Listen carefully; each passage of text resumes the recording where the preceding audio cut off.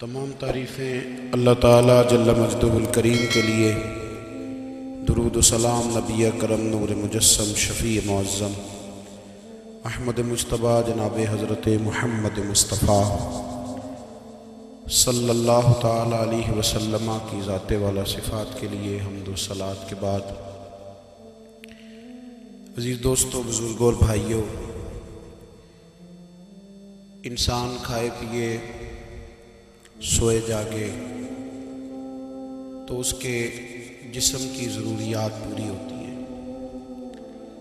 لیکن جب وہ اللہ کا ذکر کرتا ہے، نماز پڑھتا ہے، دعا مانگتا ہے، استغفار پڑھتا ہے، درود و سلام کے گجرے پیش کرتا ہے، تو پھر اس کی روحانی ضروریات پوری ہوتی ہیں۔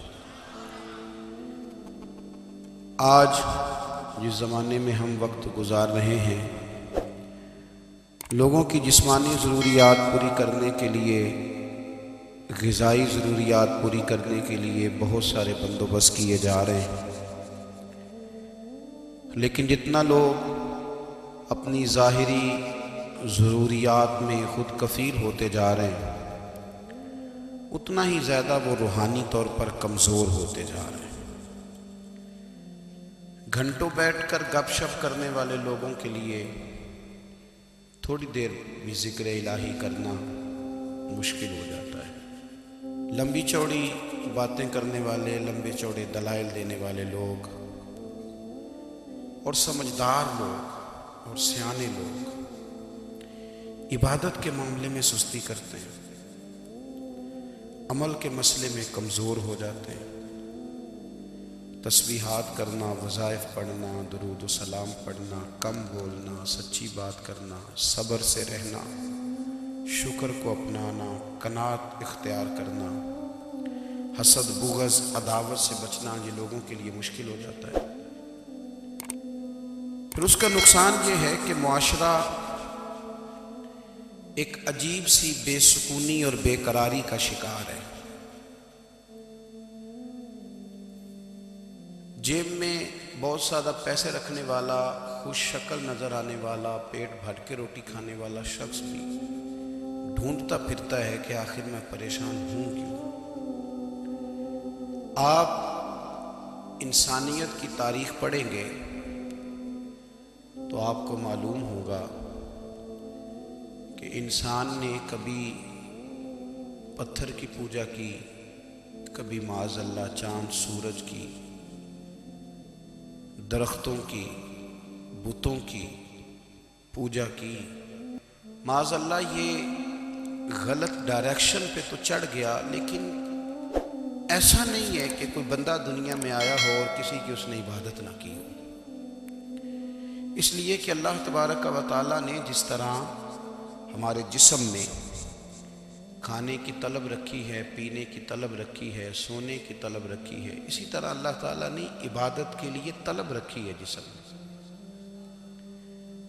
یہ تو ہوا کہ انسان گمراہ ہو گیا، غلط رستوں پہ چل نکلا، اس نے جھوٹے معبودوں کی طرف معاذ اللہ توجہ کر لی، لیکن وہ کسی نہ کسی کے سامنے جھکتا رہا، چونکہ اس کے وجود میں طلب تھی، شوق تھا اسے کہ وہ عبادت کرے۔ اللہ تبارک و تعالی جب مسلمان کو توفیق دے اور اللہ کی بارگاہ کی جانب وہ رجوع کرے، تو پھر اس کا رویہ یہ ہونا چاہیے کہ اس کی توجہ ہو اللہ کی جانب۔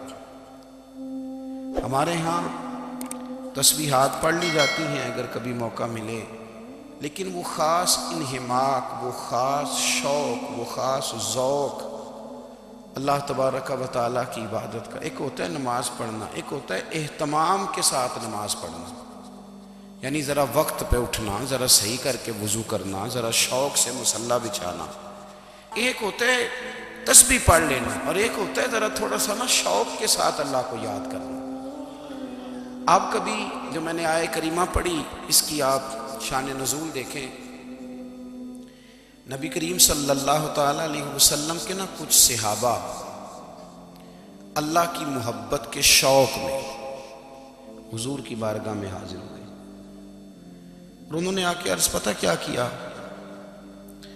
عرض کرنے لگے، یا رسول اللہ صلی اللہ تعالی علیہ وسلم سالوں بیت گئے ہیں سجدے کرتے ہوئے، حضور سالوں بیت گئے ہیں تسبیح پڑھتے ہوئے، سالوں بیت گئے کہتے ہوئے کہ سبحان اللہ وہ پاک ہے، ہمیں سالوں بیت گئے یہ کہتے ہوئے کہ اللہ اکبر وہی سب سے بڑا ہے، سالوں بیت گئے کہتے ہوئے کہ الحمدللہ ساری تعریفیں اللہ کے لیے، سالوں بیت گئے اس کی تسبیح کرتے، تحلیل کرتے، تکبیر کہتے۔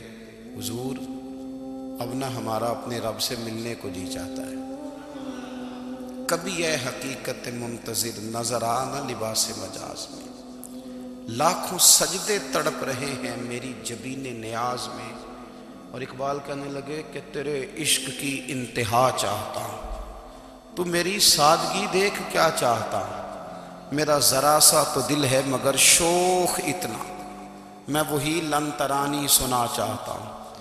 میرا بھی دل کرتا ہے کہ اللہ میں تجھے کہوں میں تجھے دیکھنا چاہتا ہوں جس طرح حضرت موسیٰ کلیم علیہ السلام نے کہا تھا، اور تو مجھے کہے کہ لن ترانی تو نہیں دیکھ سکتا، ذرا سا تو دل ہے مگر شوخ اتنا، میں بھی وہی لن ترانی سنا چاہتا ہوں۔ پھر کہنے لگے بھری بزم میں راز کی بات کہہ دی، بڑا بے ادب ہوں سزا چاہتا ہوں۔ دیکھو سب لوگوں کے بیچ ہی میں نے یہ کہہ دیا۔ میرے عزیز صحابہ نا شوق میں، کتنے سارے لوگ ہیں آپ، کتنی ماشاءاللہ بڑی تعداد میں آپ آئے، ہم بھی کبھی اس شوق میں گئے ہیں کہ ہمارے رب کو دیکھنے کو دل چاہتا ہے، ہمارا جی چاہے وہ کبھی ہمیں ملے، ہم کبھی اس کی زیارت کریں، اس کی بارگاہ کرم میں ہم حاضر ہوں۔ صحابہ نے عرض کیا یا رسول اللہ صلی اللہ تعالی وسلم ہمارا رب کہاں ہے؟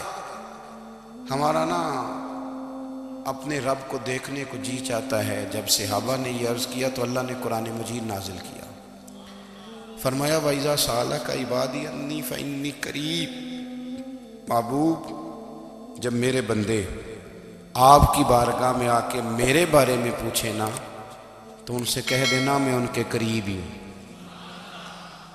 قریب ہی ہوں۔ دلیل کیا ہے؟ بھائی اذا دان، یہ جب بھی مجھ سے دعا مانگیں گے میں ان کی دعاؤں کو قبول فرماؤں گا، میں ان کے قریب ہوں، میں ان کے قریب ہوں، یہ جب بھی دعا مانگیں گے نا میں قبول کروں گا، میں ان کے قریب ہوں۔ اللہ تبارک و تعالیٰ کے بندے اللہ سے محبت کرتے، رب کی بارگاہ میں جھکتے، اس کو اپنے دکھ سناتے، اس کے پیارے محبوب صلی اللہ تعالیٰ علیہ وسلم کا وسیلہ لے کے اس کے حضور حاضر ہو جاتے، پیشانیاں سجدوں سے روشن ہوتی۔ ہم نا ہر چیز کے لیے وقت نکالتے ہیں، ہر چیز کے لیے، لیکن عبادت کے لیے وقت نہیں نکالتے۔ ہر شے آباد ہے، ہر شے، ہماری فیس بک بھی آباد ہے، واٹس ایپ بھی آباد ہے، ہمارے ٹویٹر بھی آباد ہیں، ہماری ہر چیز آباد ہے، سب سے کم آباد ہمارا مصلی رہ گیا ہے، سب سے کم۔ وہ لوگ اب ڈھونڈنے سے ملتے ہیں جن کی بغل میں مصلی ہوتا تھا۔ میرے بھائی آپ کتنا کو دنیا کے پیچھے بھاگو گے تھکا دے گی، کتنا دولت کے پیچھے بھاگو گے تھکا دے گی۔ آپ جب اپنی زندگی میں جمع تفریق کرو گے نا تو مرتے وقت احساس ہوگا کہ سارا کچھ تو لوگوں کے لیے کیا، اپنے لیے تو کر ہی کچھ نہیں سکے۔ اور ہم عبادت کے معاملے میں بہانے بازی بھی کرتے ہیں، ہم کہتے ہیں اوہو رزق کمانا بھی تو عبادت ہی ہے نا، تو میں حلال روزی کے لیے جا رہا ہوں یہ بھی تو عبادت ہے۔ میری طرح کے لوگ کہہ دیتے ہیں کہ میں سویرے اٹھ کے مدرسے میں کچھ اسباق دیکھتا ہوں تو یہ بھی تو عبادت ہے، میں بیان کرنے کے لیے مطالعہ کرتا ہوں تو یہ بھی تو عبادت ہے نا، اتنے لمبے سفر کر کے ملک میں دنیا میں گھومتا ہوں تو یہ بھی تو میں عبادت ہی کر رہا ہوں۔ اب اسپیشل نفلوں کے لیے وقت کس طرح نکلے، اسپیشل کر کے تسبیح میں کیسے چلاؤں، میں سارا کچھ ہم بہانے بنا لیتے ہیں نا۔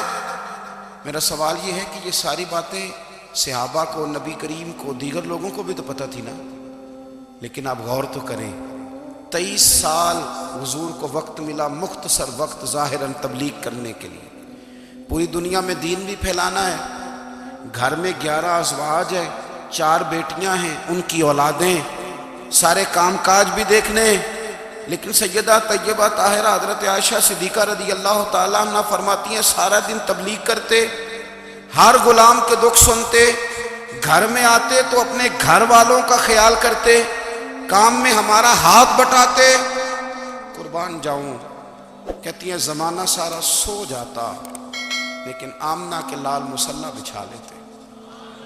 دنیا سو گئی، ساری سب سو گئے، جو خدام تھے، وہ جو غلام تھے، وہ سو گئے۔ صحیح مسلم میں لفظ ملیں گے، سیدہ پاک فرماتی ہیں او میرے نبی کے غلاموں، میں نے یہ رنگ بھی دیکھا ہے کہ حضور نے اتنا کھڑے رہے، اتنا قیام کیا، اتنا قیام کیا کہ مقدس پیروں میں ورم آ گئے، سوج گئے پیر، اتنے بڑے۔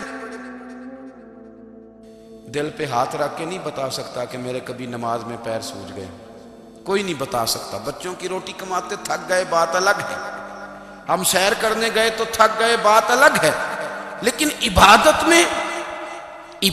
میں یہ بھی تو مسلم شریف ہے نا، یہ بھی تو دین ہے نا، یہ بھی تو حضور کی سنت ہے، یہ بھی تو وہ چیز ہے جو کریم کی آنکھوں کی ٹھنڈک ہے۔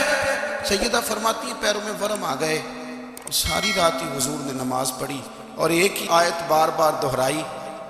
مسجد نبوی میں بلال حبشی نے فجر کی اذان دے دی اور حضور ابھی مصلی پہ تھے، کریم فارغ ہوئے۔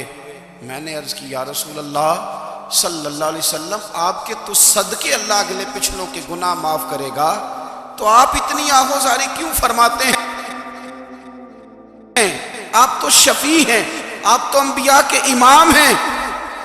تو حضور نے فرمایا عائشہ تم نے گنوایا ہے نا میرے اللہ کی مجھ پر کتنی رحمت ہے، افلا اکون عبدا شکورا، فرمایا اگر اس نے اتنی نعمتیں دی ہیں تو کیا میں اس کا شکر گزار بندہ نہ بنوں؟ میں شکر گزار بندہ نہ بنوں اس کا؟ پھر اگر اتنی نعمتیں اس نے دی ہیں، مجھے اتنا نوازا ہے، تو پھر میں اس کے سامنے سجدے نہ کروں؟ او میرے بھائی، بڑے قابل فخر لوگ ہیں ہم کہ ہم نبی پاک کے غلام ہیں، ہم قابل فخر ہیں کہ نبی کریم کے غلام ہیں۔ کیا کبھی اس غلامی کے شکرانے میں بھی 2 نفل پڑھے کہ یا اللہ تیرا شکر ہے تو نے ہمیں حضور کا غلام بنایا ہے؟ یاد رکھیں کہ اپنی روحانی زندگی کو آباد کریں، استغفار پڑھیں، تسبیحات کریں۔ حضرت عبداللہ ابن عمر رضی اللہ تعالیٰ عنہ حضرت عمر کے صاحبزادے ہیں، مکہ مکرمہ میں ان کی قبر ہے۔ میں نے جب انہیں پڑھا تو مجھے ان سے بڑا پیار ہو گیا، لیکن آپ کو پتہ ہے وہاں جا کے کسی شخص کا مزار تلاش کرنا یا پوچھنا ایک مشکل کام ہوتا ہے۔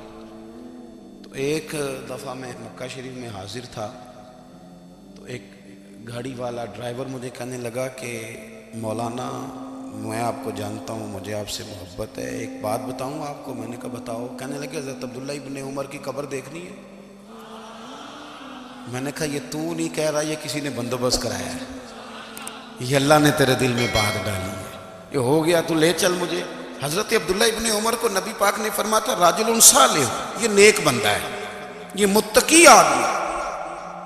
حضرت عبداللہ ابن عمر رضی اللہ تعالیٰ عنہ سیدنا فاروق اعظم رضی اللہ تعالیٰ عنہ کے صاحبزادے ہیں، اور ان کی ہمشیرہ سیدہ حفصہ رضی اللہ تعالیٰ عنہ حضور کی زوجہ محترمہ۔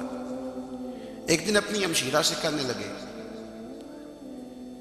کہ نبی کریم صلی اللہ تعالیٰ علیہ وسلم گھر میں آئے نا، اور اگر حضور غم امت میں پریشان نہ ہوں، طبیعت کو حشاش بشاش دیکھو، تو ذرا پوچھنا تو صحیح حضور کا میرے بارے میں کیا خیال ہے، پوچھنا تو صحیح کہ کریم کی بارگاہ میں میرا کیا مقام ہے، میرے بارے میں حضور کیا فرماتے ہیں۔ اب بہن کو کام بتائے اور بتائے بھی بھائی، اور پھر بہن وہ کام نہ کرے، یہ تاریخ میں ہوتا نہیں۔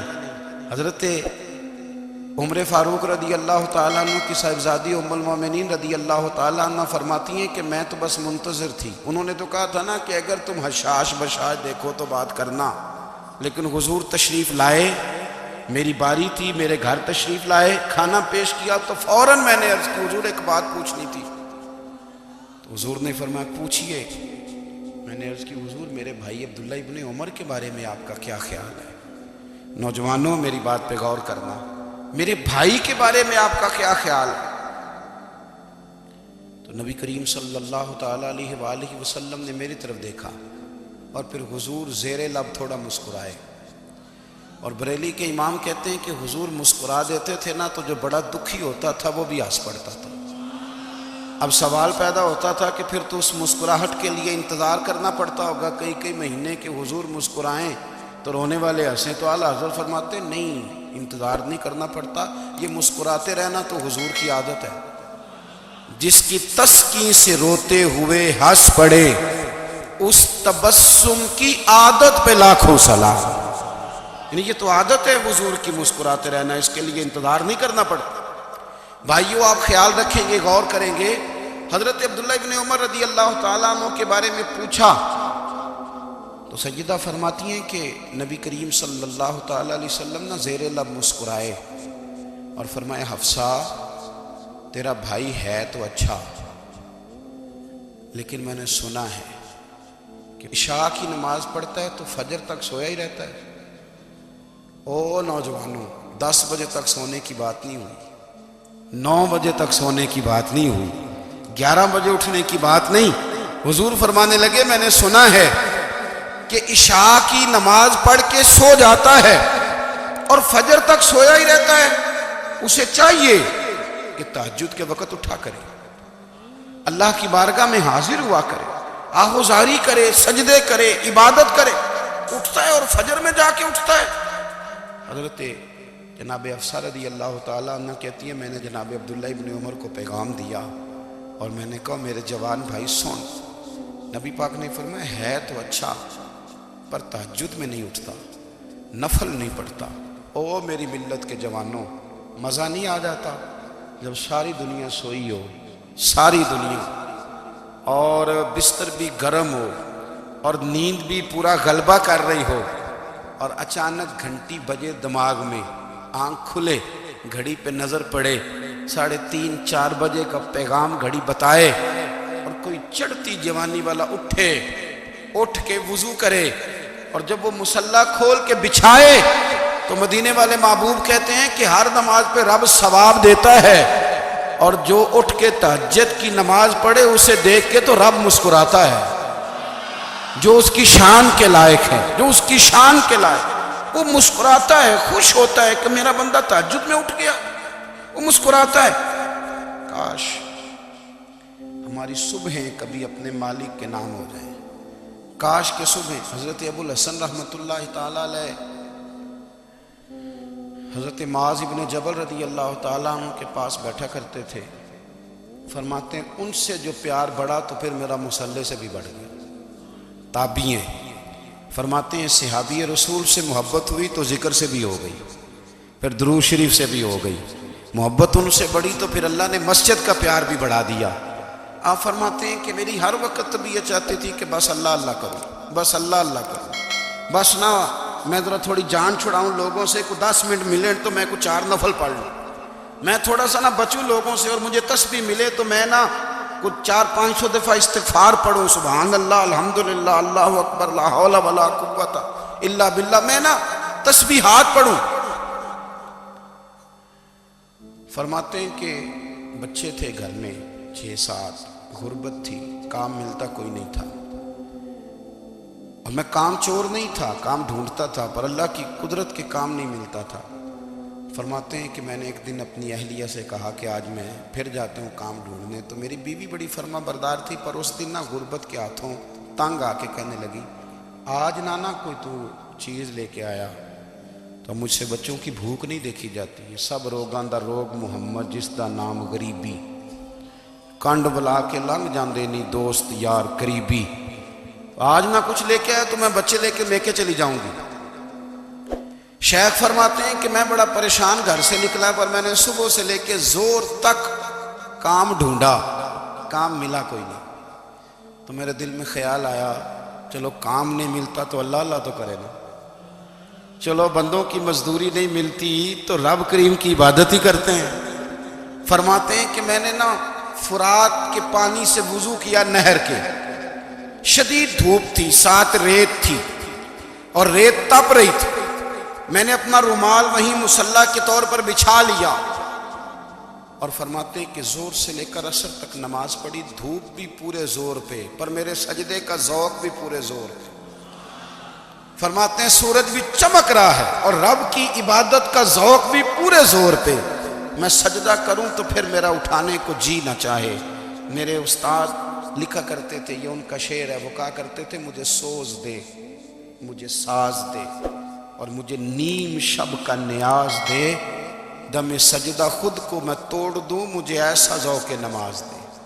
اور میں تیری بہار کا پھول ہوں، میں کھلا بھی ہوں تو تیرے لیے، مجھے میری شاخ سے توڑ لے، مجھے اپنی زلف کا ناز دے۔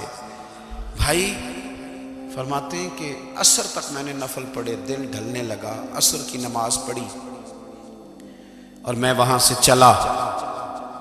اب میں جب نکلنے لگا تو دل میں خیال آیا کہ چھوٹی چھوٹی دیواریں ہیں گھر کی، بغیر کچھ لیے جاؤں گا تو بیوی دور سے دیکھے گی تو شور کرے گی کہ پھر خالی ہاتھ آ گیا ہے۔ کہتے میں نے اپنی اسی رومال میں جس پہ میں نے نماز پڑھی تھی نا، رومال میں کی آخی دے پنجابی جسافہ، کہتے ہیں اسی میں نا میں نے کچھ ریت بھر لی کہ وہ دور سے دیکھے گی تو سمجھے گی کچھ لے کے آیا ہے، چلو جا کے اسے بتا دوں گا کہ آج پھر مزدوری نہیں ملی۔ کہتے ہیں وہ ریت لے کر جب میں گھر میں گیا تو پہلے بیوی دروازے پہ کھڑی ہوتی تھی، پوچھتی تھی خالی ہاتھ آ گئے ہو؟ آج میں نے دیکھا تو ہے ہی کوئی نہیں۔ فرماتے ہیں میں اندر داخل ہوا، سلام لیے، کونے میں میں نے وہ رومال رکھ دیا اور میں نے آواز دی کہ بھلی مانس کہاں ہو؟ تو وہ کہنے لگی آپ منہ ہاتھ دھو لیں، میں روٹی لے کے آئی۔ میں نے کہا روٹی کہاں سے آ گئی؟ یہاں تو کئی دنوں کے فاقے، تو کئی دنوں کی غربت ہے، یہاں تو اس گھر میں تو فقیری ہے۔ فرماتے ہیں کہ وہ روٹی لے کے آئی اور اس وقت کی جو موجودہ نعمتیں تھیں، سمجھ لیں سلاد، اچار، ہر چیز ساتھ لائی۔ میں نے کہا کہ بچے کہاں گئے؟ کہنے لگی وہ کھانا کھا کے کھیلنے گئے، آپ کھانا کھا لیں آ جاتے۔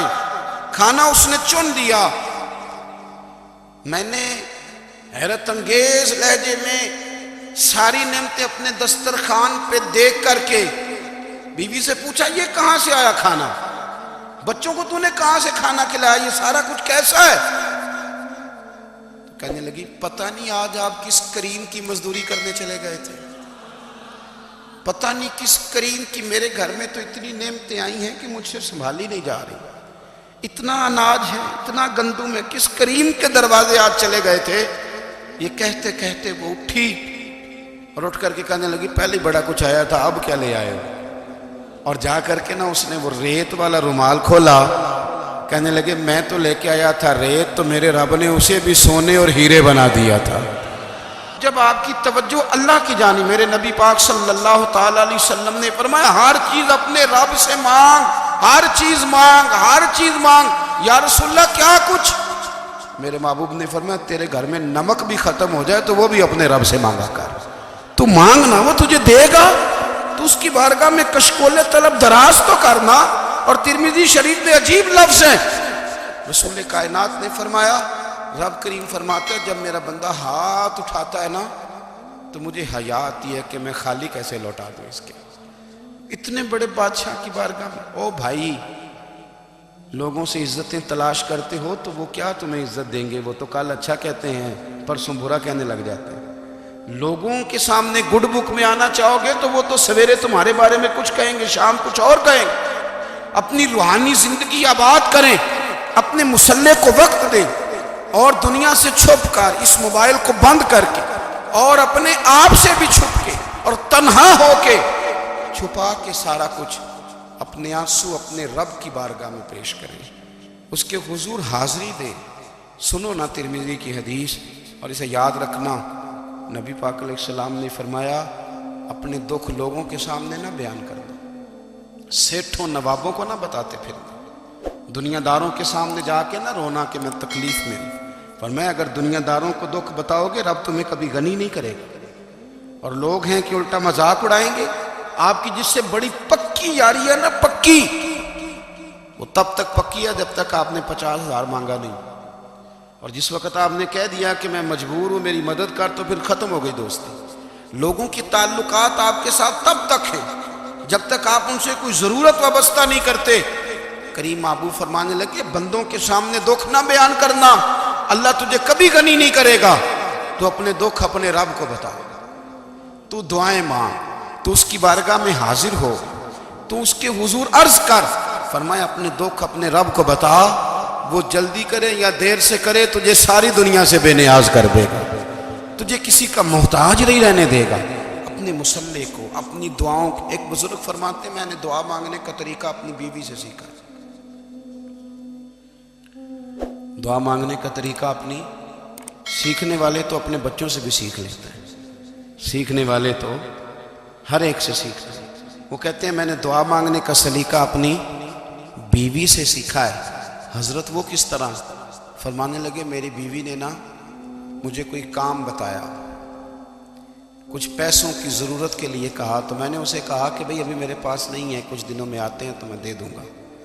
عورتوں کی عادت ہوتی ہے وہ بار بار یاد کراتی ہیں. 2-4 دنوں کے بعد پھر اس نے کہا حضرت وہ میں نے کہا تھا کچھ پیسے، میں نے اسے کہا کہ ابھی میرے پاس نہیں ہے، کچھ دنوں میں ملتے ہیں تو میں تمہیں دے دوں گا. اس نے کچھ دنوں کے بعد پھر کہا حضور وہ میں نے کچھ پیسے کہے تھے. فرماتے میں نے ڈانٹ دیا، میں نے کہا کہ کیا تو روز مجھے شرمندہ کرتی ہے، کہا نا میرے پاس نہیں ہے، ہوں گے تو دے دوں گا، تو روز یاد کراتی ہے. فرماتے ہیں اس نے پہلے تو میری ڈانٹ کو سہا، پھر میرے سخت جملوں نے اس کی آنکھوں میں آنسو پیدا کر دیے، پھر اس نے اپنے آنچل میں اپنے اس دکھ کو سمیٹا، اور پھر اس نے ایک جملہ کہا تو میں رو پڑا اور مجھے اپنے رب سے مانگنے کا طریقہ آ گیا. مجھے کہنے لگی حضرت جی آپ نے ڈانٹ دیا میں نے سہ لیا، پر آپ ہی میرے شوہر ہیں، بتائیں نا آپ سے نہ کہوں تو میں کس سے جا کے کہوں.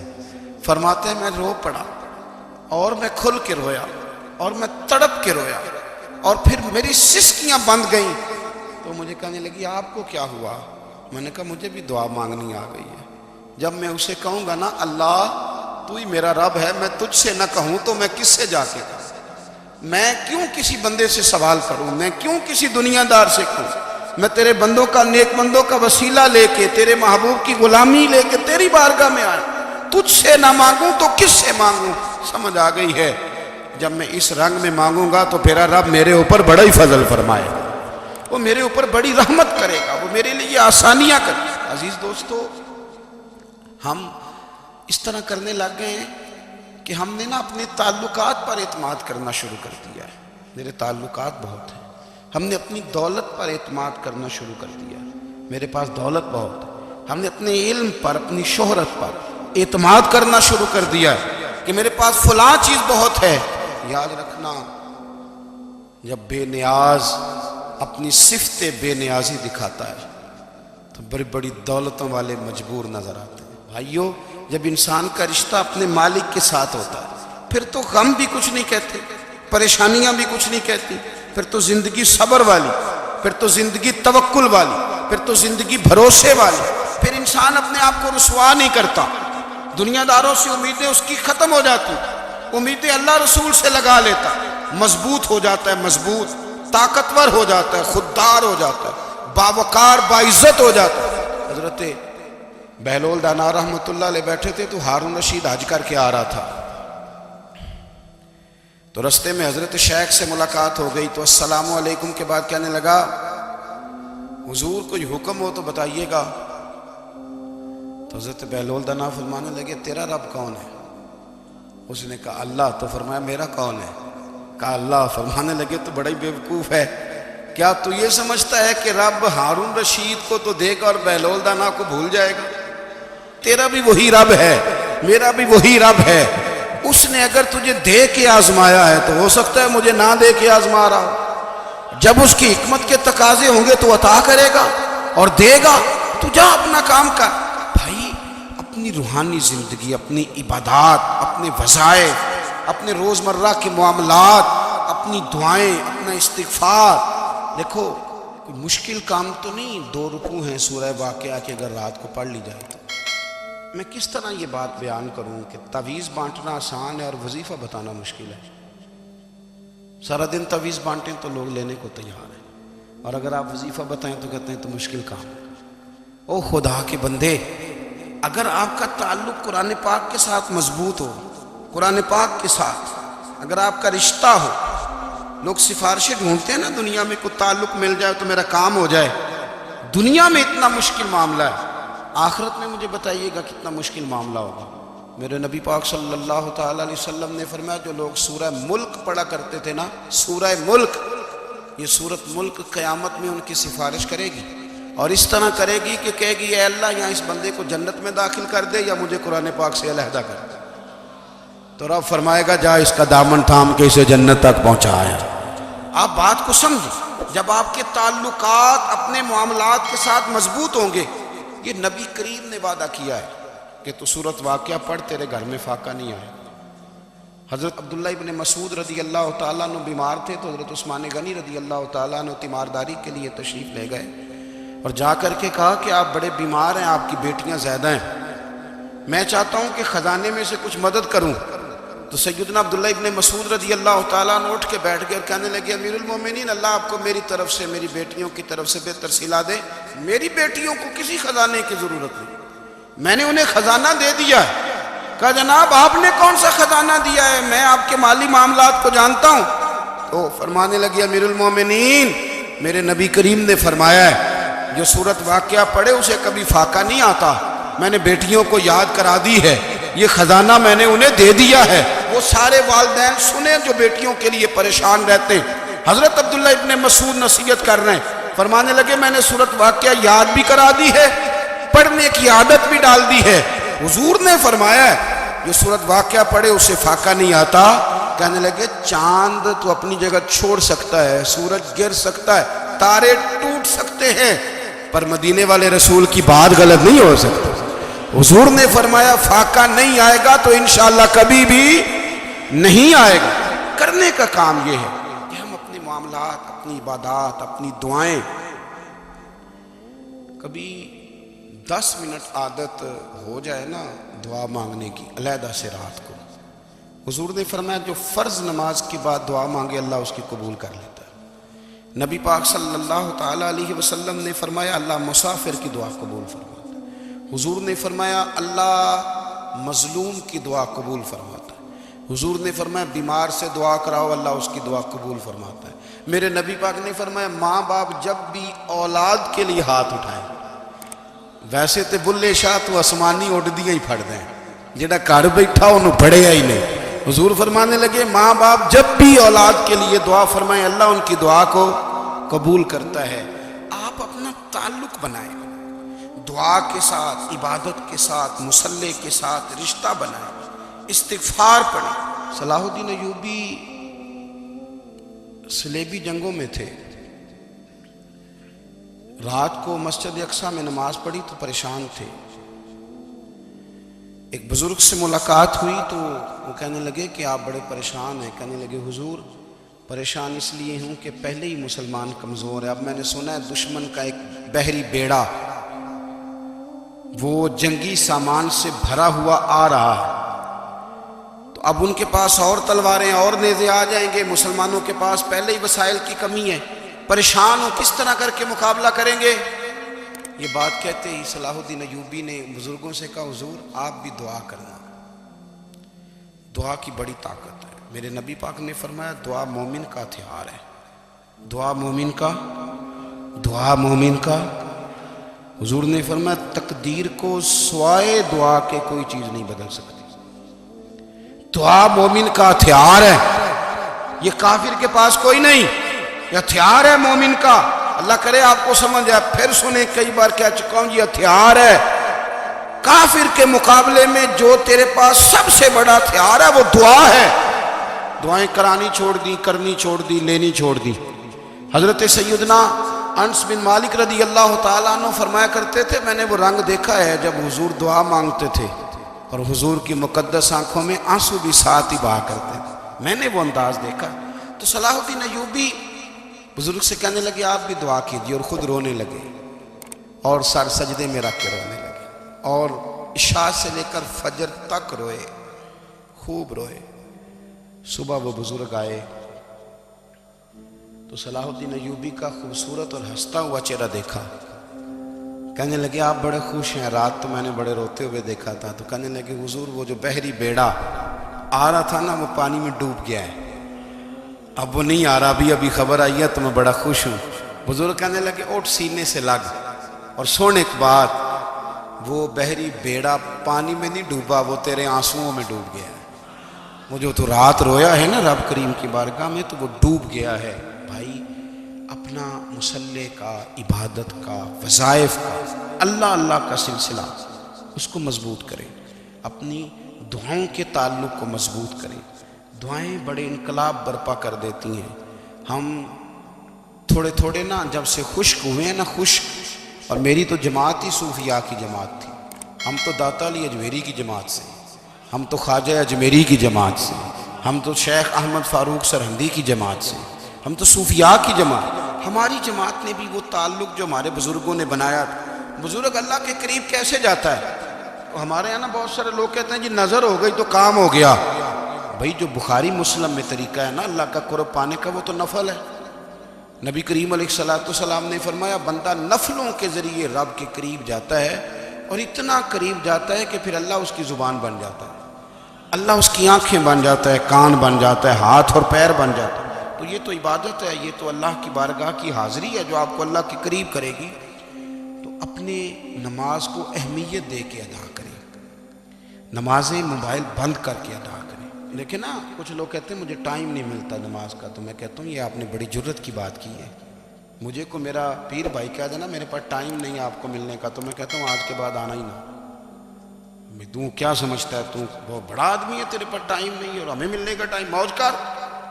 تو آپ نے اللہ رسول کو کہہ دیا ٹائم نہیں۔ اور عجیب فلسفہ ہے نا، کہا جائے نماز پڑھنے آؤ تو کہتے ہیں کپڑے ٹھیک نہیں، اور کہا جائے کہ آؤ ذرا دعوت پہ چلیں تو کہتے ہیں 1 منٹ ٹھہر میں کپڑے بدل کے آیا۔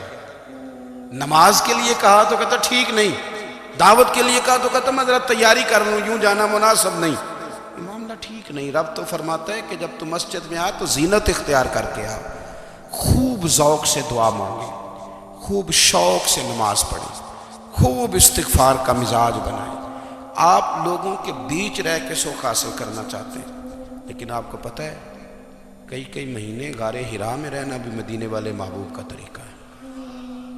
ہر سال اعتکاف بیٹھنا الگ سے، یہ بھی حضور کا طریقہ ہے۔ مسجد نبی کے اندر دروازہ کھلتا تھا نبی کریم کا، پر گھر کے اندر نفل پڑھے نبی پاک، اور حضور فرماتے ہیں کچھ نفل نماز گھر میں بھی پڑھا کرو، گھر کو قبرستان نہ بناؤ۔ ہمارا گھر اللہ کے ذکر سے آباد ہوگا اگر ہم نماز پڑھیں گے نا۔ میں جب سنت پڑھنے کے لیے گھر میں کھڑا ہوتا ہوں تو میرا جو 2.5-3 سال کا بیٹا ہے نا، وہ بھی میرے ساتھ نماز پڑھنی شروع کر دے۔ اسے پتہ کوئی نہیں نماز کیا ہوتی ہے، لیکن وہ بھی نا سجدہ نہ بھی کرنا ہے تو ساتھ لیٹ ضرور جاتا ہے۔ پتہ چلا بچے لیکچر دینے سے نماز نہیں پڑھتے، نماز شروع کر دیں تو بچے بھی شروع کر دیتے ہیں۔ ہم جب پریشان ہوتے ہیں تو لیکچر دیتے ہیں، تو لیکچر تو باہر شاید چل جائے، گھر میں کیسے چلے گا؟ گھر میں تو عمل چلے گا۔ تو میرے عزیز، آج کے اس روحانی اجتماع میں ہمارے دوستوں نے جو محنت کی، ہم نے بار بار اپنی نیت سے پوچھا خدا ہمیں معاف کرے اگر کوئی ذاتی شہرت ہے، کوئی ہمارے ذاتی مفادات ہیں، رب ہمیں ہدایت دے۔